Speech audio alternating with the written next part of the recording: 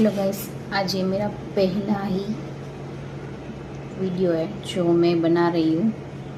वो भी इसी वजह से कि काफ़ी सारी लड़कियां हैं पूरे हिंदुस्तान में, लाइक हम बोल सकते पूरी दुनिया में, है ना, जो पीजी में रहती है। मैं भी रहती हूँ, पर आज जो हुआ है ना हमारे साथ, हम कभी नहीं सोच सकते थे, क्योंकि पिछले 8 साल से मैं यहाँ पे रह रही हूँ और कभी ऐसा वाक़या हमारे साथ हुआ नहीं है जो आज हुआ। लाइक कि पूरा पीजी क्लोज था, लड़कियां अपने अपने कमरे में ही थी।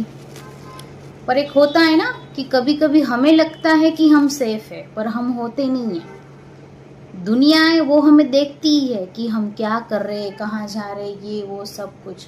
और ऐसा ही कुछ कल रात 5:30 बजे हमारे साथ हुआ कि सब अपने कमरे में आराम से, गर्मी का जो अभी ये मौसम है तो सब अलग अलग जगह पे होते हैं जहाँ पे लाइक एसी कूलर्स हो, वहाँ पे सब सोते रहते हैं। पर हुआ कुछ ऐसा कि सब अपनी गहरी नींद में थे।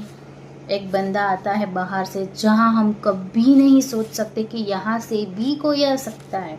ऐसे आया, सीधा लड़कियों के कमरे में घुसा, फ़ोन्स उठाए, ब्लूटूथ लिया, दूसरी लड़की के कमरे में गए और भगवान की इतनी दया, माता रानी की इतनी कृपा है कि वो लड़की जग गई और वो चिल्लाने लगी, तो बच भी गई शायद से, वरना तो पता नहीं क्या ही हो जाता। फिर वो भाग भी गया।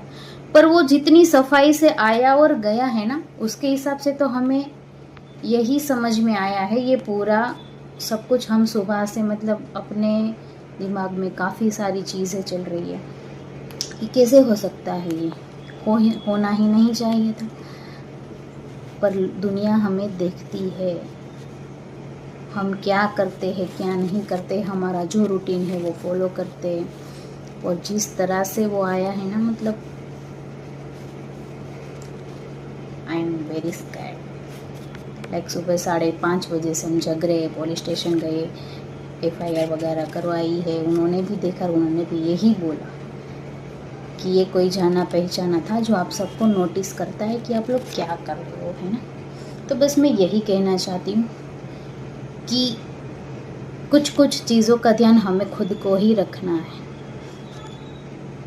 सोने से पहले सब कुछ चेक करें।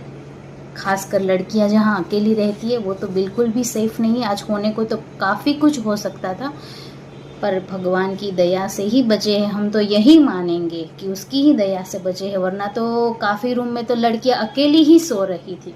जिस तरह से वो आके